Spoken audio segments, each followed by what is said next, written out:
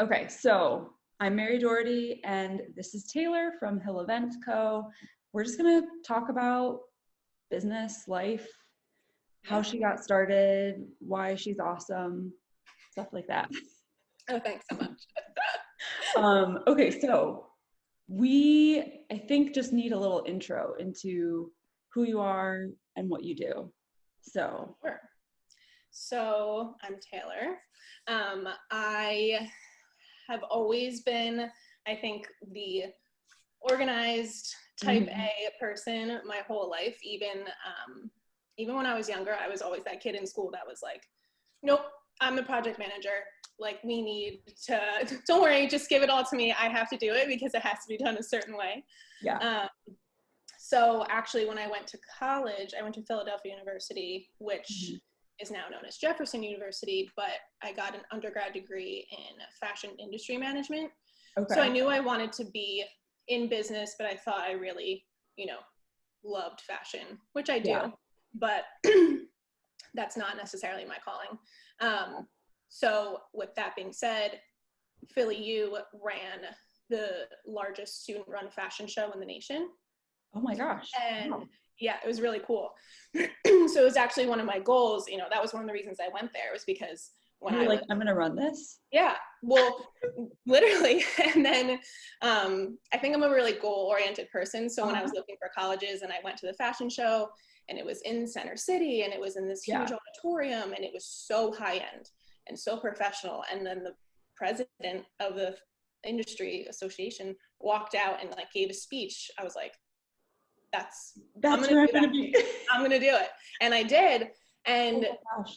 it was so much fun. It was a full-time job in itself on Yeah, top of going to school. But right.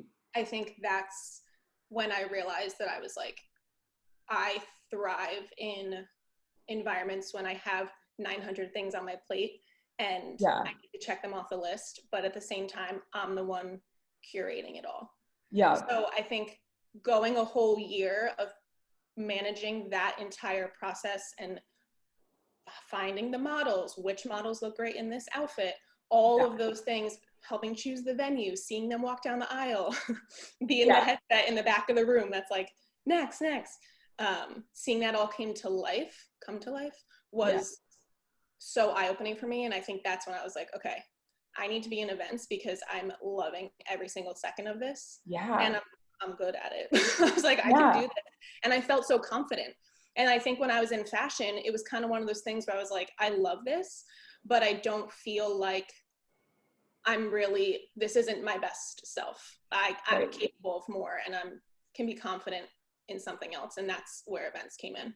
Okay. Um, That's awesome. I love how you knew like where you wanted to go, yeah. like, and had that goal. And obviously that transition, like hearing you describe the fashion show is like, that sounds like a wedding. Like, It was. Now doing events and looking back, I'm like, wow, that was my I biggest. mean, that's probably like the biggest wedding. I mean, maybe you've done bigger or maybe you will, but that probably set the bar so high in terms of like number of people to coordinate and things on your plate. Yeah. You can go into a wedding day being like not surprised by anything. Right. And I think the fact that felt like a full-time job, and I just learned so much from that experience. So I think that just automatically helped me have a little bit more confidence going into the industry that I already knew was going to be fast-paced, and Yeah, so many vendors and so many different aspects you have to right. be able Okay, to so let's transition into you launching Hill Event Co. And you have done a really good job, just like basically from my perspective. So background is Taylor did the planning for one of my weddings, Mhm. one of your good friends, Kaylee. And yeah, you did an amazing job. Obviously this year, 2020, everything's a little bit different, changing. Everyone's doing so many different things. So I'm sure there's like even more logistics behind that. So Yeah. my introduction to you was like working on that wedding and seeing you do an awesome job and just getting to know you through that. But like my perception of your brand and your business has been that you are super successful and you've just like launched at a very high level. The fact that you just said that made me so happy. Thank you. No, Yeah, that's like the dream for all of us, right? So give us your secrets, or take us behind the scenes of like what it looked like or what it felt like for you. Well, I worked for another event planning company during a little bit in my undergrad years, and then when I stayed and did my master's, when I was home on weekends, I constantly helped out at this company, whether it was on weddings, in the office. So I just grew in that sense and eventually became the lead planner and office manager for that company. But I think I came to the point where I had to do what was best for me. It was a really hard decision, really tough conversation. I'm very grateful that my former boss is so supportive. I genuinely could not ask for anything better. Very lucky in that sense. But I think I'm just someone who, I know what I want. And I think that I just know I have to work to get there. And I'm not afraid to put in the work or push myself. And I think doing so has allowed me to just be confident in that in itself. And like I mentioned earlier, I kind of just been that way since I was younger, but it's definitely, I was still that kid in elementary school that was like afraid to speak in front of the class, but now I'm the total opposite.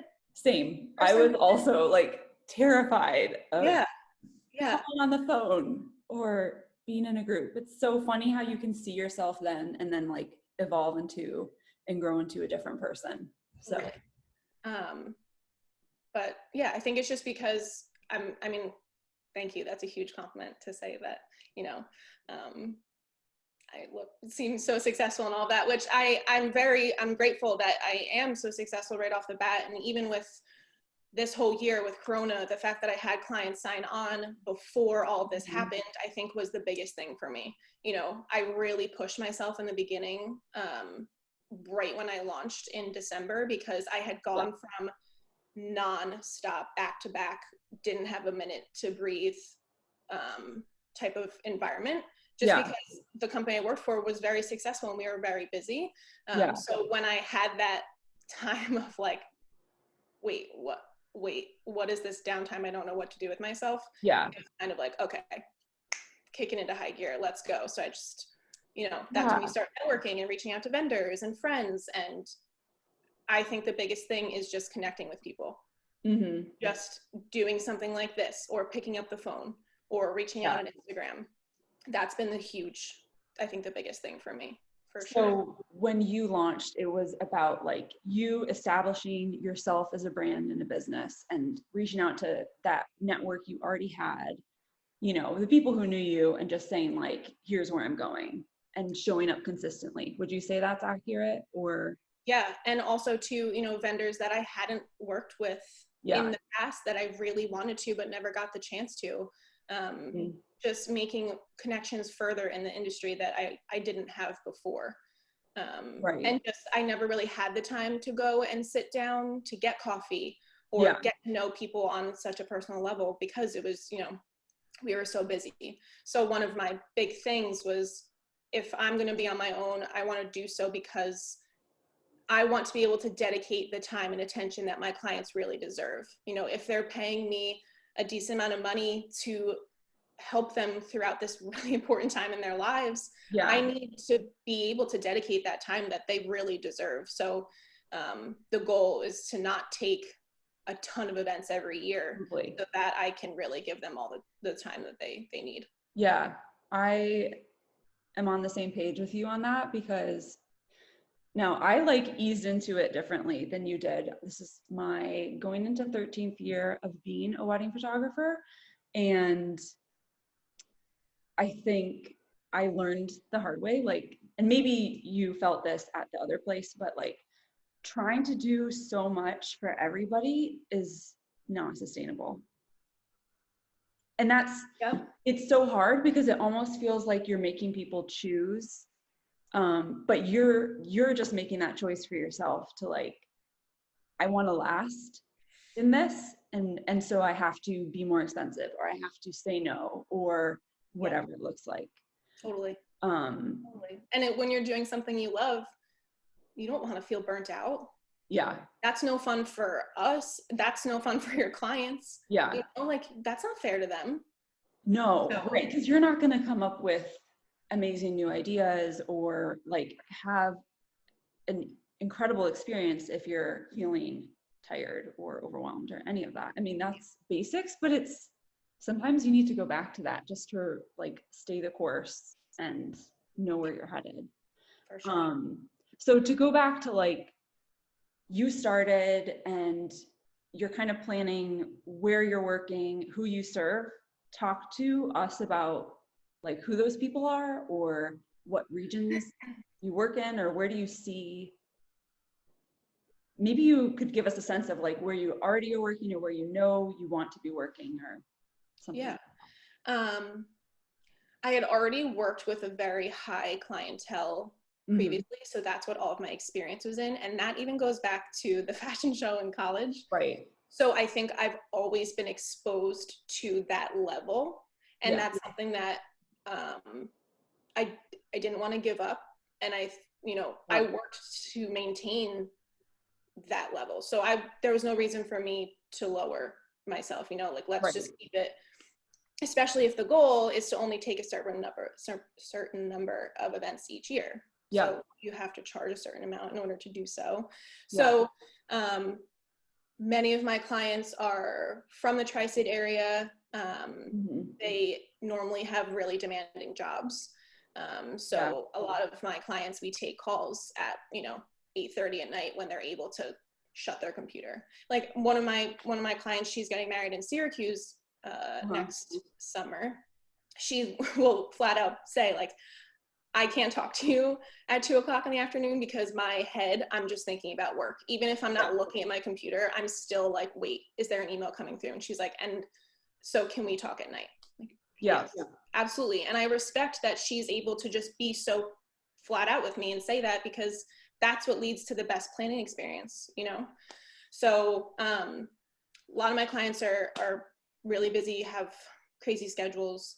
But I'm mostly in New Jersey, New York, Catskills, Syracuse, going up to Maine tonight for a style shoot tomorrow. So I do, I would love to do a wedding maybe in Charleston, but I do love where I am because I think I have access to so many different places, and also different style venues. There's ballrooms, there's private residences that have huge yards for tents. There's modern patio, rooftop hotels that have patios that we tent. There's just a plethora of options, and I think I love that. Absolutely. I mean, the Northeast has a lot of variety because obviously I'm living in the mountains near Lake Placid, and I like to joke that I'm like conveniently 5 hours to Boston and 5 hours to New York City.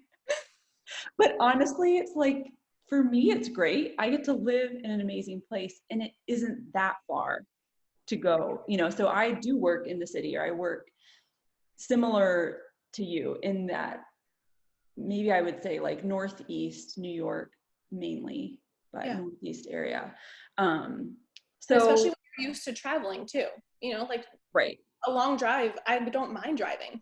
That's time for me to either take phone calls or put on a podcast and just zone out for a little bit. So, if you're traveling 4 hours in the car, that might not be a huge deal to you. Yeah, it's very true. So what draws your clients to you? Like, what is it that is more of a signature for Hill Event Co., or how would you describe, the work that you do for them? I think one of the biggest compliments I ever got from a client was that she just said, she was like, you were just so real throughout the entire process. And I think that's what leads to me being great friends with a lot of my clients. Yeah. So I think just being myself and not feeling like I need to put up a wall or pretend to be extremely professional to the point where it feels uncomfortable. You know, if you're just Mm-hmm. yourself and confident in your work and tell your clients, you know, based on our conversation, I feel like this is your style. I think if you, you know, did X, Y, and Z, we could have your wedding here. And I think it would be amazing. And if you connect on that right away, then it just goes from there, and it creates a great experience. But I think, you know, when she said you're just real, it just made her feel comfortable. Right. And like she could just trust me to always be honest with her Yeah. throughout the entire process. Right. Because I'm sure as a planner, like, well, as a photographer, we're focused more on that, like preparing people to be comfortable in front of the camera is one of the biggest things, and have an amazing experience day of. But we're not figuring out logistics as much as you are of make this decision, here's your budget, or like decide. Right. So I'm sure you need even more of that, like trust and relationship building throughout the process, so that you can feel like, okay, we made the right decision, or I know that Taylor has our best interests at heart when you're trying to navigate everything leading up. And there's so many moving pieces too. And I think when I'm, you know, when I get to know my clients, that's huge for me too, is let's not just have a 5-minute conversation when the first time we speak and then be like, okay, I just want to move forward. You know, that's great. And that's a huge compliment, but also let's make sure this is a really good fit for both of us. You're going to deal with me, for a long time. So you have to like me. So, but I think when I get to know my clients on a personal level throughout the process, it really helps me match them with the perfect vendors too. And that's a compliment I've gotten a lot, is like, you really knew us to the point where you were like, these are the 2 photographers that would be the best fit for you. And they don't need a list of 10. You know, they trust me enough, and I kind of just get to know them to the point where I know for a fact that it would just be one of the 2, because that's what they need. So. Right. And I'm sure, so like leading into your advice for anybody who's planning, would you say that like having that inside source, someone who knows you well and can just help you navigate every single decision, is the biggest benefit, you could say, of having a planner? For sure. Yeah. For sure. Because even when, I don't know, even if you're like painting your walls a new color in your house, don't you always just want to look to one other person to be like, you think this is good, right? Or like, you know, so having, and even couples who thrive, or who are type A, love planning, need to check things off their list, they still don't know the ins and outs of the industry the way that a planner does. So having that person to just talk about certain aspects with, I think is really, really, really helpful. Right. Let alone like hand off all of the details on the day and be not worried at all. Like, that's an obvious one, but I think a lot of people, like, I think whenever you're making a big decision or investment, you are like weighing your options, trying to figure out what's right for you. And I think hands down, like having a planner at the weddings that I've photographed is a huge difference versus not having a planner, just in terms of feel and flow and like the level of relaxation or comfort for the couple, like being able to enjoy the day. So and that's interesting, because for me, like, obviously it's easier for me to take pictures of happy people if they're happy and not stressed. You know what I mean? So I am always trying to educate my couples with like, okay, here's your options when it comes to lighting, or when it comes to being at the cocktail hour, or being, you know, doing a first look, or, you know, having these vendors, or like, you know, getting ready beforehand. All of that stuff comes into play, which is why I love to, probably like you, have open conversation and be able to guide them through some of that. And two, as a planner, it's a collaboration between all of the vendors involved. Yeah. So that's why I want to, like, my lowest package, the essential package, it's not day of. I cannot come in the month before and ask you, what did you do for the past year and a half? And then expect them to tell me everything when this is the month that, you know, the next 4 weeks are just supposed to be final details and picking up your dress and relaxing. So having a planner who has been with you throughout the process, even if it's just my lowest package, which is the essential package, we start working together from the moment the contract's signed. So that way I do get to introduce myself to their photographer, their band, their videographer, the rental company. So that way, if there are any questions about timeline or just random details, I can answer them, and it doesn't have to always be on the client. So, and then that makes the day run smoother too, because we already have a relationship, and that should make the client feel comfortable. You know, they don't have to be like, oh, Mary, do you know Taylor? Taylor, this is Mary, our photographer. No, that's already established way in advance. Yeah. And I think it's interesting. So if anyone, maybe you're like a wedding vendor or someone who is listening to this later and thinking like, you know, you're offering like the bare minimum when in fact you should be guiding people towards really what's best for them and not burning yourself out by, you know, committing to a ton of events that are not a good fit, or, you know, you're not able to do your best work. I feel like that kind of relates. And I would also say, like, I think for both of us, like working with a client that is willing to invest in a really good experience and have a higher end wedding that is different from, you know, there's all kinds of different weddings, right? So we're kind of speaking to those people who want a planner, who, you know, want to invest in photography and think about this day as an experience for everybody that they're bringing to their wedding. And it helps to know your client, right? If you're working with a different type of couple, then you're going to probably talk to them differently. You might have less interaction. You might have more if you're like, you know, super high end.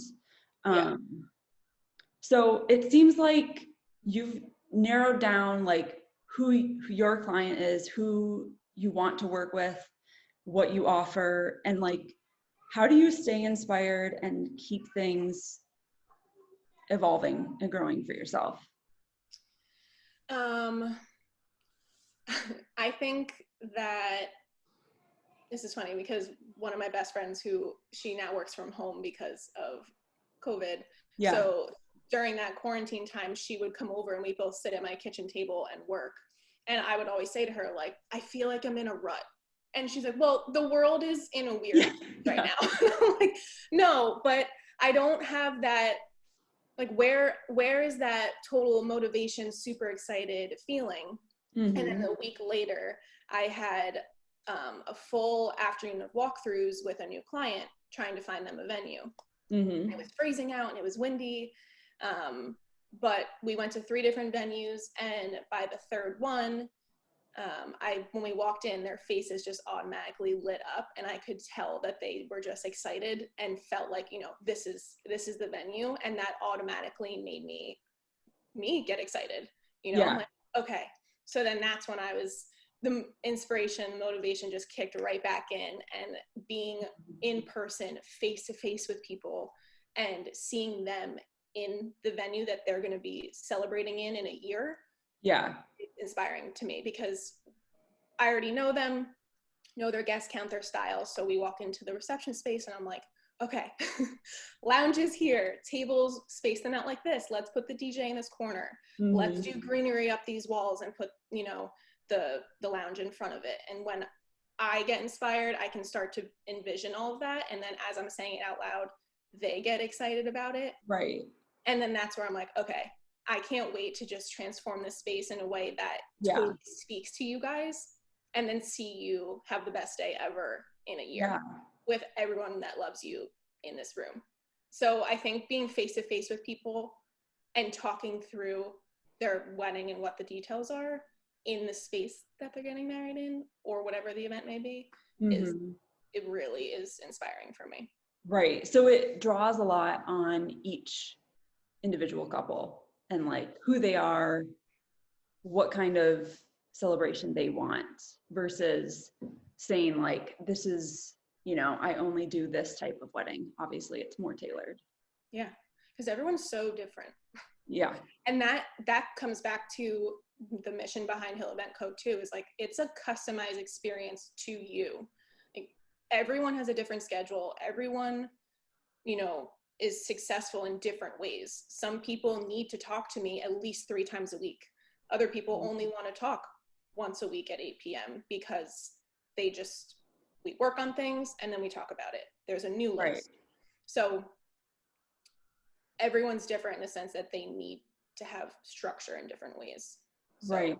That's something that I've really focused in on for my company. Yeah. Well, I'm sure I can't wait to see even more of the work that you do with everybody and all of the pictures and like where you're featured, all that stuff. What would you say to people who are at different stages, planning, not even near getting married? So that's one, to like planning, maybe I would guess not working with a planner yet, or like knee deep in it. Like, what advice, and maybe people come to you and they're like, help, I don't know, does that happen? If they're not even engaged yet, which I have had before, Yeah. I say, think about the 3 things that are most important to them. Don't think about all the details yet. First of all, which is where people want to start, right? Totally. They're like, wait, but I saw this navy blue. Can I buy these napkins? These collection napkins? Like, wait, pause. So, think about the 3 biggest things. So normally that is the time of year, how many people, and that doesn't necessarily mean write out a list before you're engaged. That just means, are you having a wedding of 50 people, or are you having 200, or, and then type of venue. So just the 3 main factors, but that is really good advice, because it gets people like on the important things and thinking through like, oh, I actually don't want a gigantic wedding where every neighbor and family member is invited. I want something really that feels more intimate and like personal. Yeah. And you need to decide that sooner than later. Right. Yeah. So I would say start there. And then that way, once you get engaged, you know already what you're going to be looking for. And those are the main things, rather than being like, oh, that napkin, I want that at my wedding. Right. When you don't even have the building blocks first. Yeah. If you're starting to plan, I would say, so for all of my couples, I create a customized month-to-month checklist. So, and it's specific to them, and it has everything listed, what they need to do and what I'm doing.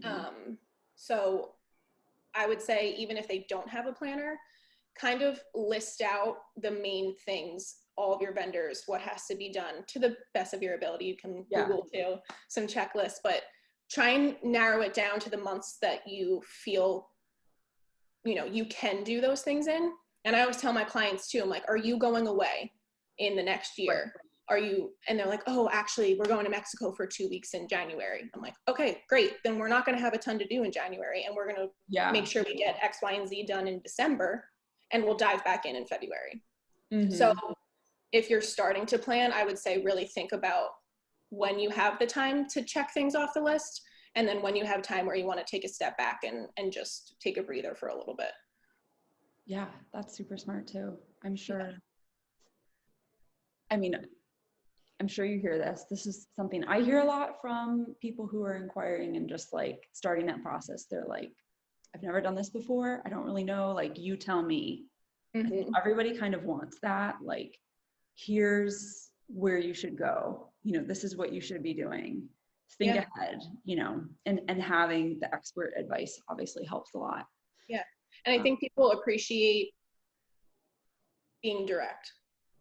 Mm-hmm. Sometimes if you're wishy-washy, then people get confused. You know, if you're saying, okay, in March, we're getting your photographer and we're going to talk about design. You know, that way it's super clear. Yeah. And they don't have to question anything. And I don't know, would you say anything for people who are like knee-deep planning and then realizing like, I shouldn't have done this all myself? Or is there any hope for like, that sounds bad. But do you know what I mean? Like, I think there's definitely, like, we all are like, I could totally redo this bathroom. And then you're like, oh my God, no, I can't, you know? Yeah. I would say the number one thing I always tell my clients if they're like having a moment, or if they're like, oh, but my mother-in-law wants to get her hair done first, but I don't even want her in the room. I'm like, okay, this is about you two. Remember, you know, at the end of the day, this is about celebrating a new start and new part of your lives together. And you have to do what makes you happy. Yes, if there's someone helping you pay for the wedding, they should probably be involved in some conversations and decisions, and that dynamic is different in every relationship, but it's about the two of you. So remember what makes you guys happy. Like, I was talking to a client the other day and she was having trouble getting her guest list down. And she was like, I thought about who I want and who I'm picturing singing with me, like dancing in the middle of the dance floor. And I picture certain people. And my fiance's 14th cousin from Idaho with 6 kids doesn't necessarily come to mind when I look around. Yeah. So I think just come back to remember what it's really about. Right. That's good advice. And I think with like touching on wedding size, guest list, I think if this year has taught us anything, it's that you can have an amazing wedding that's smaller and you can love it. Like, I've seen that so many times this year and it's really encouraging. And I think we have a tendency to feel bad, like we need to invite everybody, but you can plan something small and invite everyone to celebrate with you, maybe not in person. Mm-hmm. Wouldn't you say? Like, yeah, I mean, for example, Kaylee and Dave's, when we were both there, mm-hmm. I think even for me, who had been a part of so many over the top 250 people weddings that I love, you know, I thrive. I love that so much. But then seeing those 3 tables of 16 people sitting in their backyard under string lights with jean jackets on, it was like, wait, but this is kind of amazing. You know? Yes. Like, I don't know. It's so crazy. It's like, it's amazing. It can't be replicated to the same level on a large scale. Like, it just feels different if you're in a backyard with the 16 people that you care about versus in a giant space.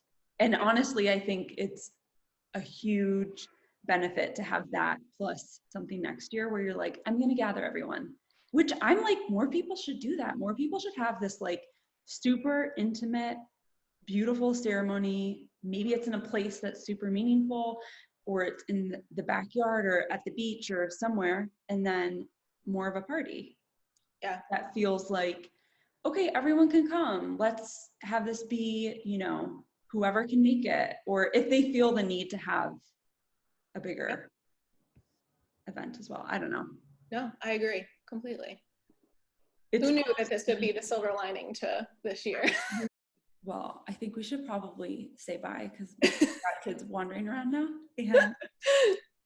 So I'm going to stop recording, but thank you so much for talking. Oh, thank you. I so appreciate this.